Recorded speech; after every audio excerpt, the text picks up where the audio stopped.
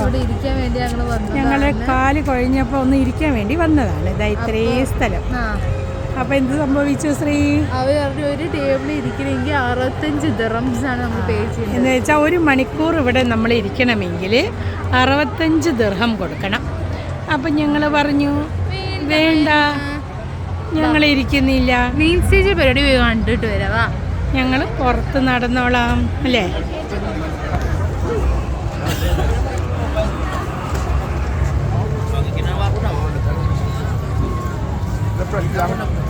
അപ്പം ഇതാണ് BSFിലെ കാഴ്ചകൾ. ഇന്ത്യ കാണുന്നില്ലല്ലോ. ആ കൂടി നമ്മൾ ഇപ്പോൾ UAE ശ്രീലങ്കയും കയറിയപ്പോഴേക്കും തന്നെ മതിയായി.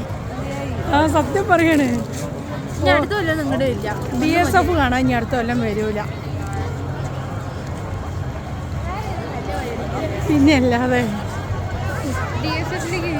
BSFിൽ വന്നിട്ട് ഇനി പ്രത്യേകിച്ചൊന്നും കാണാനില്ല. എല്ലാ കൊല്ലം കണ്ടത് തന്നെയാണ് കാണുന്നത്. അങ്ങനെ പ്രത്യേകിച്ചൊന്നുമില്ല.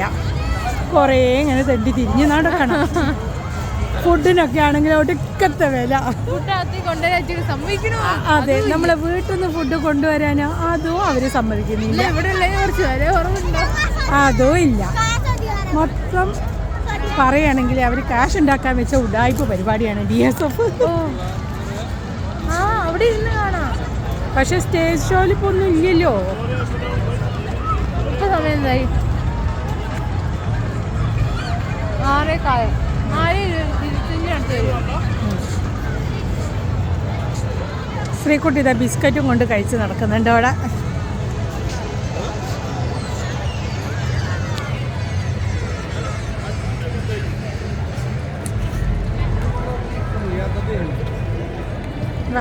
നമ്മൾ ഇന്ത്യയിൽ കയറിയൊക്കെ പോയിട്ട്. എവിടെയാണ് ഇപ്പോൾ ഇന്ത്യ? എനിക്ക് ആ കൂടി ബലൂണുകാരെ കാണുമ്പോൾ മാത്രം ഒരു സന്തോഷമുള്ളൂ. നല്ല അടിപൊളി ബലൂൺസ് ഇതാ. അതെ, നല്ല ഭംഗിയില്ലേ കാണാൻ? എന്ത് രസമാണ്.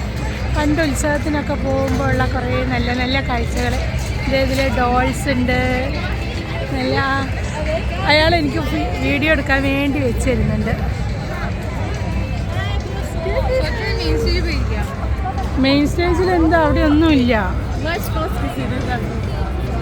ഷോ തുടങ്ങിയില്ല. അവിടെ എന്താ ഒരു വണ്ടിയൊക്കെ നിർത്തിയണല്ലോ അല്ലേ ആ സ്റ്റേജിൽ?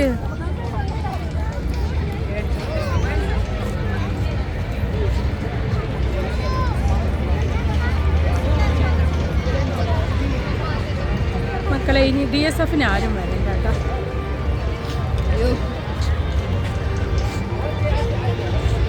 ഇത് കാണാത്തവർക്ക് ഇതിനെ കുറിച്ച് എന്തോ ഒരു കൗതുകം ഉണ്ടാവുക. BSFന് വരണം വെച്ചാൽ അതൊരു വലിയ മോഹമായിട്ട് നടക്കുന്നവരുണ്ട്. നാട്ടിലുള്ളവരൊക്കെ ദുബായിൽ പോകണം, എന്നിട്ട് അവിടുത്തെ BSF കാണണം. അയ്യോ, വന്നവർക്കല്ലേ അറിയുള്ളൂ. ആ ഫൗണ്ടെയിൻ്റെ അടുത്ത് പോയോ?